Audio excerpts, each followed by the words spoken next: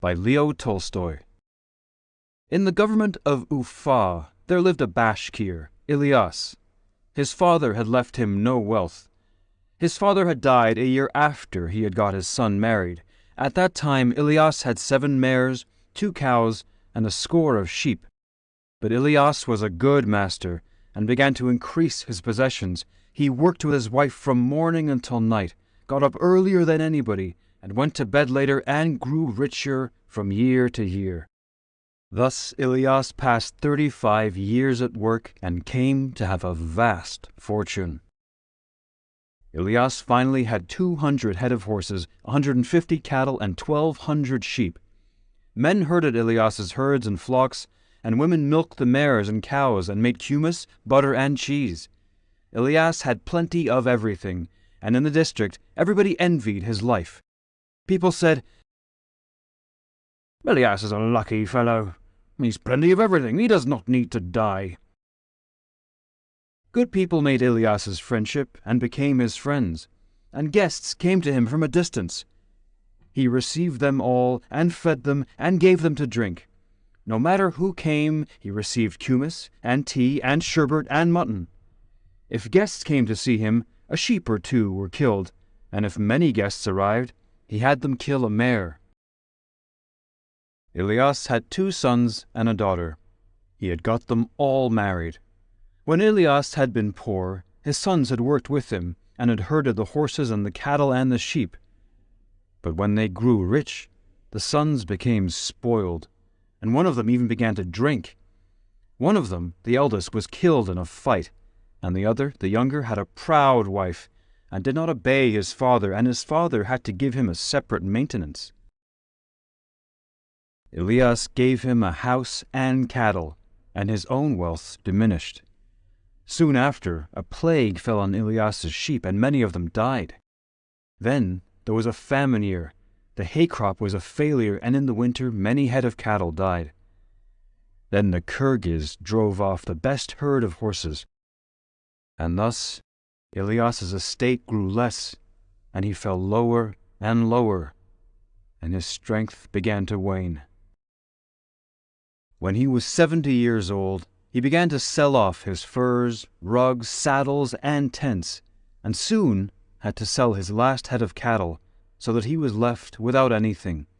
Before he knew it, all was gone, and in his old age he had to go with his wife to live among strangers.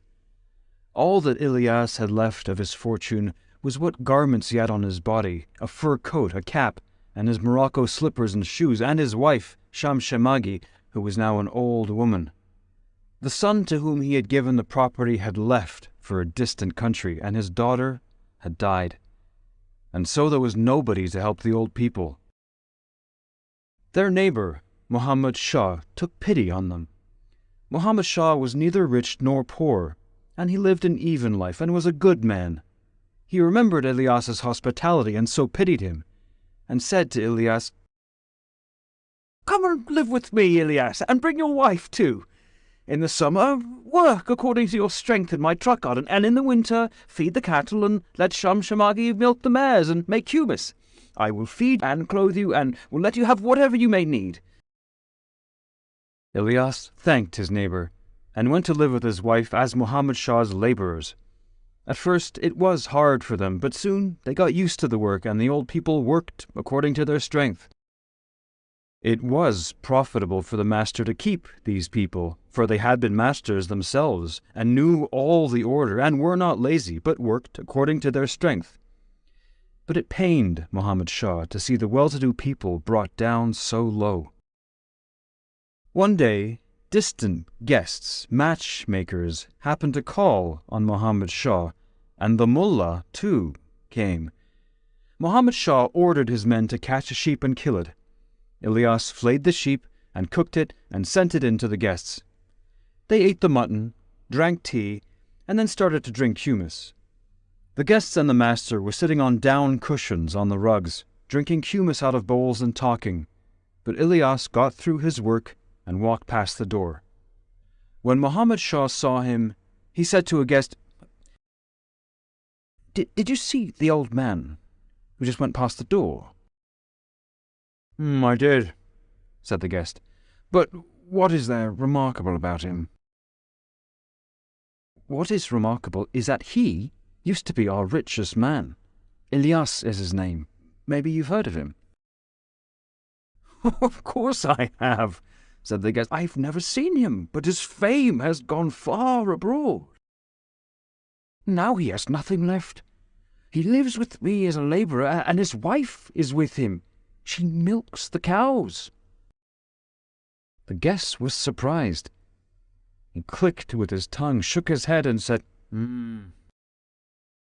"Evidently fortune flies around like a wheel.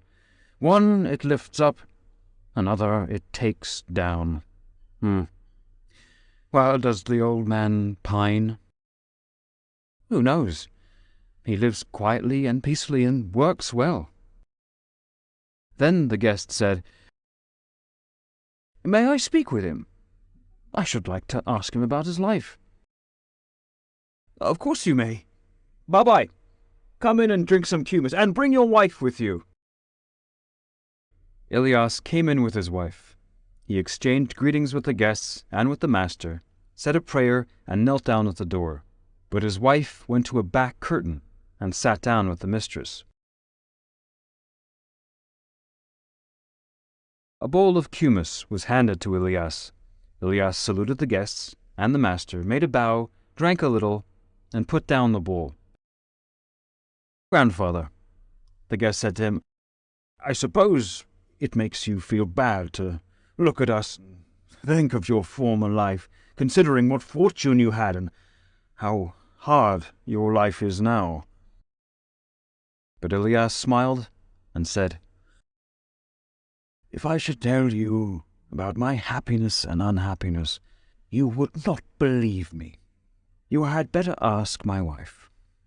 She is a woman, and what is in her heart is on her tongue. She will tell you all the truth about this matter." And the guest spoke to her behind the curtain. "Well, Granny, tell us how you judge about your former happiness and present sorrow."